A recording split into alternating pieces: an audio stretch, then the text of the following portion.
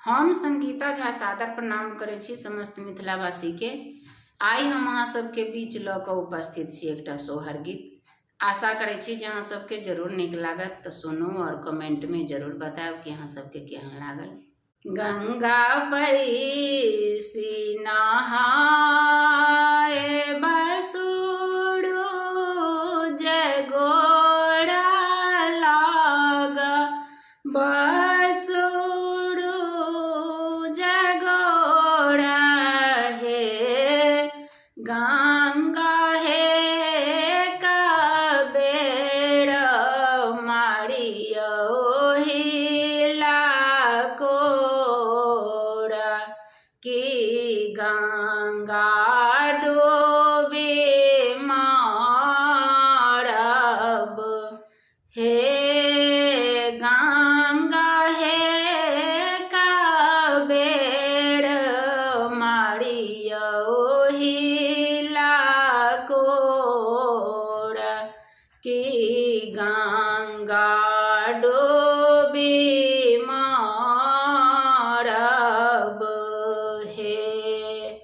किए तोरा आहे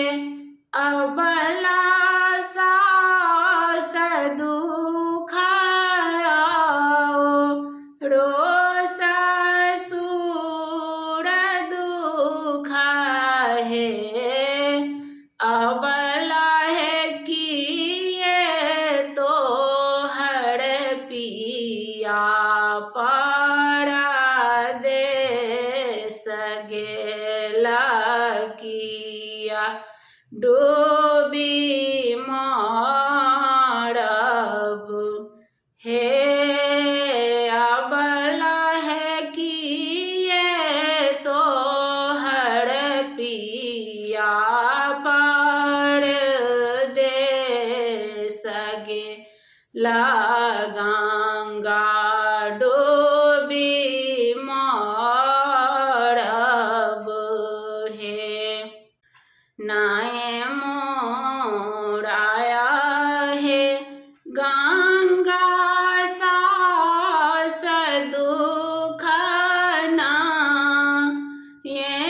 ससुर दुख है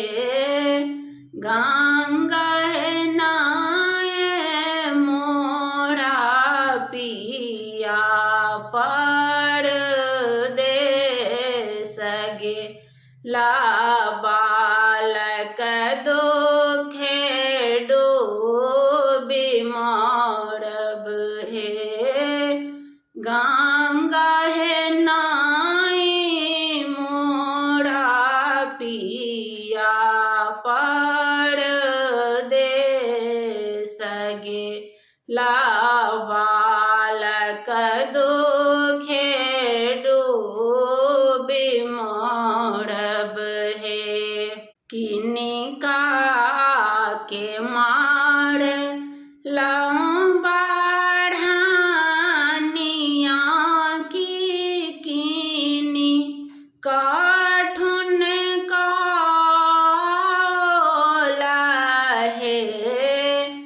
अबला है किनिका फड़ छाहे तू चलला की ताहे तू बाझिन हे अबला है किनिका फड़ छाहे तू चलला की ताहे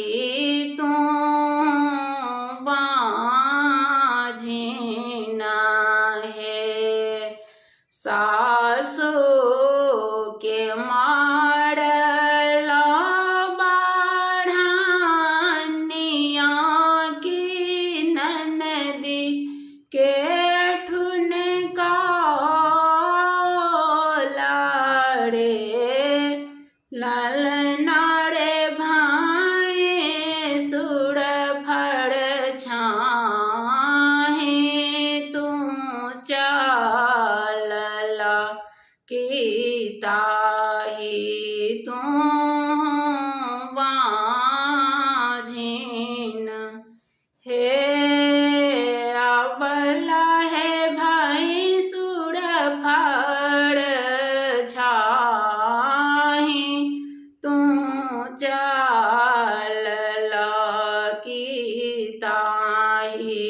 तू बाझिन हे। सासु के मान बई गोसाउन, ननदी के चुमाओन रे। लालना रे भाई सुर के मानव भगवान, की पुत्र फल पाएब हे। अबला है भाई सुर के मानव भगवान, की पुत्र फल